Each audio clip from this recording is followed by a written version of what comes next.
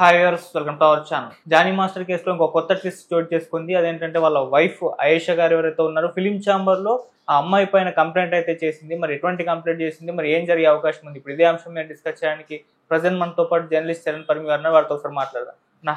Hi. So ఇప్పుడైతే Johnny master గారు wife రంగంలోకి దిగి ఫిలిం ఛాంబర్ లో అమ్మాయికి గురించి కంప్లైంట్ చేసింది. అంటే గతంలో అన్నయ్యని పిలుస్తుండే అని ఆమె చెప్పేది. ఇప్పుడు ఆమె ఇటువంటి ఆరోపణలు చేసింది అని చెప్పేసి చెప్తుంది. మరి ఇంకేంటి ఈ కంప్లైంట్ చేసింది కదా, దీని వల్ల ఎటువంటి పరిణామాలు చోటు చేసుకునే ఛాన్స్ ఉంది? ఫిలిం ఛాంబర్ వాళ్ళు రంగంలోకి దిగితే వాళ్ళు ఎటువంటి యాక్షన్ ఏమైనా తీసుకునే అవకాశం ఉందా? ఏం జరిగే అవకాశం ఉంది? నిజానికి ఆవిడ కంప్లైంట్ అనేది ఫిలిం ఛాంబర్కి ఇంత లేట్గా ఇవ్వడం ఇప్పుడు కొద్దిగా ఆశ్చర్యకరం. ఎందుకంటే జానీ మాస్టర్ రిమాండ్ కూడా నిన్నటితో పూర్తవుతూ ఉంటే మళ్ళీ పొడిగించారు కూడా. రిమాండ్ పొడిగించడం జరిగింది. సో ఆయన మళ్ళీ కస్టడీలోకి తీసుకున్నారు. సరే, మళ్ళీ జైలుకి తరలించడం జరిగింది. సో ఇన్ని జరుగుతూ ఉంటే ఇప్పుడు ఆవిడ ఎందుకు నిన్న కంప్లైంట్ ఇవ్వాల్సి వచ్చింది అనేది ఆశ్చర్యకరంగా ఉంది. ఓకే, బహుశా ఇది ఒక స్ట్రాటజీ అనుకోవచ్చు. ఎందుకంటే ఇంత లేట్గా ఇవ్వడం అనేది స్ట్రాటజీ లాగానే ఫీల్ అవ్వాలి.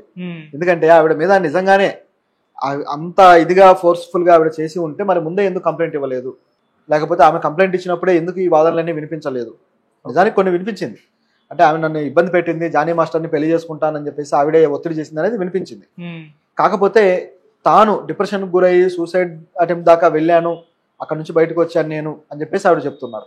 దాంతోపాటు గతంలో జానీ మాస్టర్ని ఆవిడ అన్నయ్య అని పిలిచేది, నన్ను వదిన అని పిలిచేది.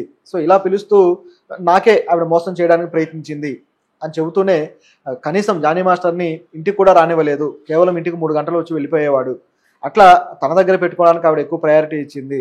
సో ఈ విధంగా మా కుటుంబంలో కలతలు రేపి మమ్మల్ని దూరం చేయడానికి ప్రయత్నిస్తుంది అన్నట్టుగా అనేక ఆరోపణలు అయితే దాంట్లో యాడ్ చేసి ఫిలిం ఛాంబర్లో కంప్లైంట్ ఇచ్చింది.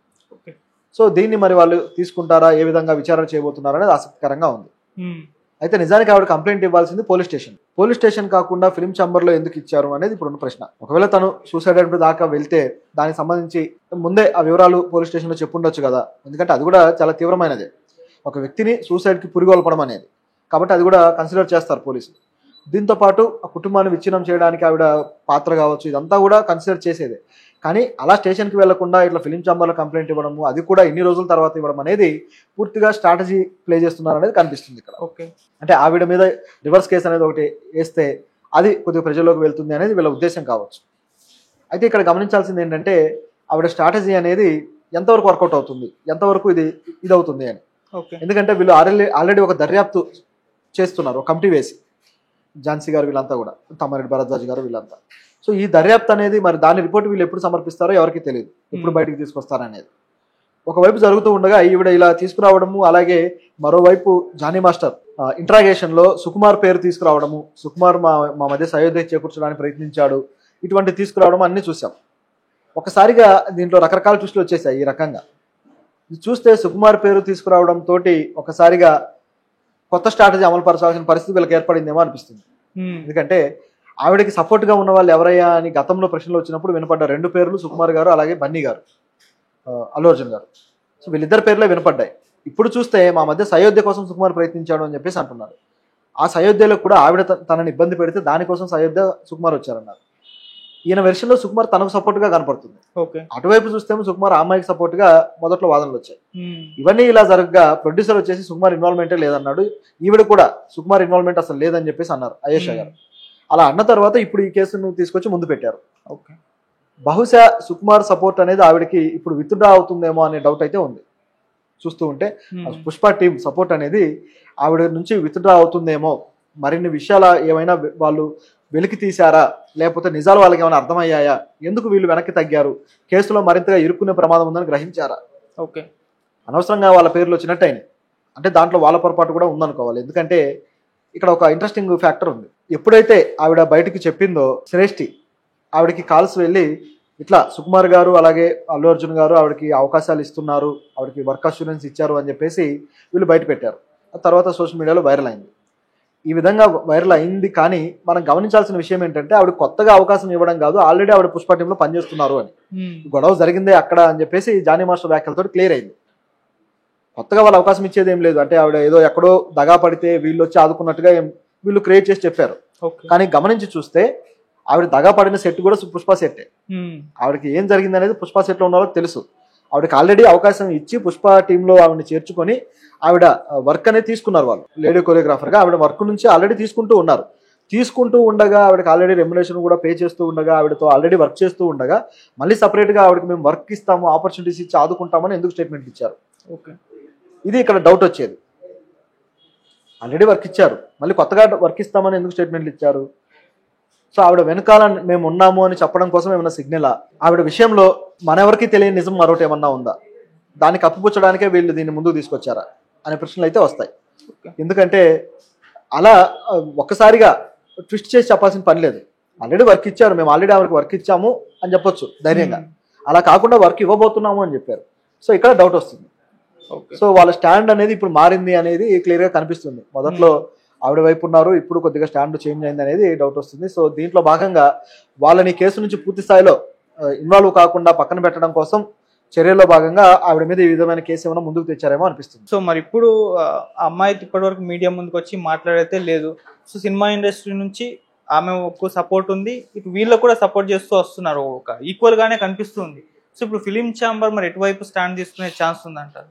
ఫిలిం ఛాంబర్ స్టాండ్ అనేది అక్కడ వచ్చే ఆధారాలను బట్టి డిసైడ్ అవుతుంది. అది మనం చెప్పడానికి లేదు. ఎందుకంటే అసలు ఆ అమ్మాయికి సంబంధించిన విషయంలో ఏం జరిగింది అనే ఆధారాలు సేకరిస్తున్నారు. వాళ్ళు ముందే అన్నారు కూడా వాళ్ళ ప్రెస్ మీట్లలో, జానీ మాస్టర్ తప్పు చేస్తే ఖచ్చితంగా శిక్షార్హుడే, మేము ఆ రిపోర్ట్లన్నీ సబ్మిట్ చేస్తాము. ఆయన్ని ఆల్రెడీ డిస్మిస్ చేశారు కూడా.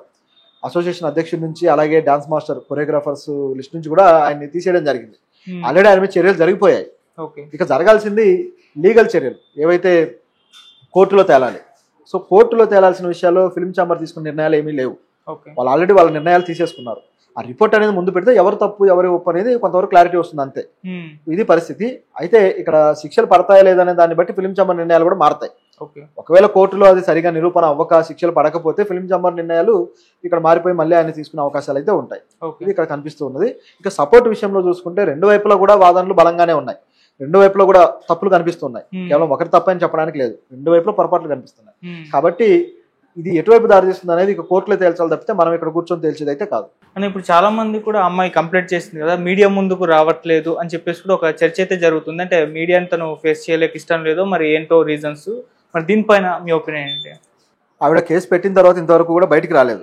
ఆవిడ సంబంధించిన పాత వీడియోలు ఆవిడ ఆల్రెడీ జానీ మాస్టర్తో సినిమా చేసింది కాబట్టి ఆ వీడియోలు, ఆవిడ డాన్స్ ప్రాక్టీస్ చేసిన వీడియోలు మాత్రమే వైరల్ అవుతూ ఉన్నాయి. ఆమె ఫేస్ జనాలకు తెలియాలి కాబట్టి దాన్ని వైరల్ చేశారు.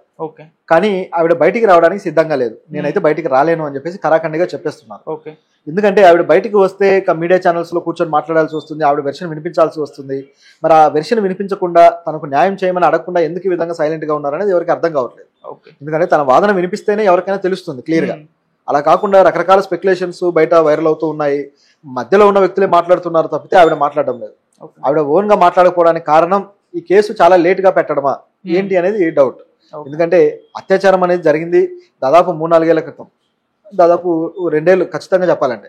ఎందుకంటే గత కొద్ది కాలంగా వాళ్ళిద్దరూ కలిసి కూడా లేరు. ఆవిడ ఎప్పుడో దూరంగా ఉన్నారు, ఆవిడ తన కొరియోగ్రఫీ చేసుకుంటూ వెళ్తున్నారు. ఇవన్నీ జరుగుతున్న క్రమంలో పోలీసులు మరి ఆ అత్యాచారానికి సంబంధించిన టెస్టులు కూడా చేసే అవకాశాలు లేకుండా పోయింది. ఇప్పుడు నిజానికి ఈ కేసులో ఆవిడతోటి కూడా పాలిగ్రాఫ్ టెస్ట్ లాంటివి చేయాలి, కానీ అటువంటి అవకాశం కూడా లేకుండా కేవలం ఒకవైపే ఉండటం అనేది ఇప్పుడు ఆశ్చర్యకరంగా ఉంటే ఆవిడ బయటికి రాకపోవడానికి కారణం దీంట్లో ఫర్దర్ ఏ ప్రొసీడింగ్స్ ఉన్నాయో వీటిలో ఇన్వాల్వ్ అవ్వదలుచుకోలేదు ఆవిడ. సో ఇవన్నీ కారణాలుగా కనిపిస్తున్నాయి. మరి రాకపోతే ఏమవుతుంది అనేది చూడాలి. ఎందుకంటే ఆ వ్యక్తి సిన్సియర్ గా ముందుకు వస్తేనే ఎంతవరకు అయినా సాల్వ్ అవడానికి ఛాన్స్